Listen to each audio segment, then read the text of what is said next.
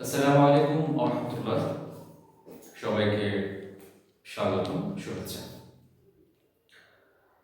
আমি রিসেন্ট কিছু বই পড়ছি। So I have read several books regarding parenting as a parent. So as a parent এই বইগুলো পড়লাম।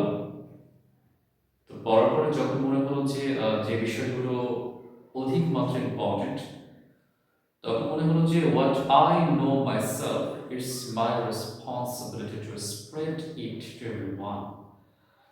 সবার কাছে those who are parents, যারা আসলে প্যারেন্টস তাদের কাছে আসলে এটা পৌঁছে দেওয়াটা বা এটা যেটা আমি জানি এটা জানানোটা আমার কাছে একটা দায়িত্ব মনে হয়। সেখান থেকে একটু শেয়ার করা, আর কিছু না। মা বাবার আচরণ সন্তানদের মনে প্রভাব ফেলে। I repeat, মা বাবার আচরণ সন্তানদের মনে প্রভাব ফেলে। Isn't it? Obviously, certainly, of course, it cannot be ignored. আমাদের প্যারেন্টস আমাদেরকে নিজেকে আমরা 10টি প্রশ্ন করব। 1, আমরা স্বামী স্ত্রী কি সন্তানদের সামনে ঝগড়াঝাটি করি? 2, আমরা কি রাগের মাথায় হলেও একে অপরকে স্বামী স্ত্রী গালাগালি করি এবং কিছু ভাঙচুর করি সন্তানদের সামনে? 3, আমরা স্বামী স্ত্রী সন্তানদের সামনে কি মিথ্যা কথা বলি? 4, আমাদের উপার্জন অথবা ব্যবসা কি অবৈধ পথে? 5,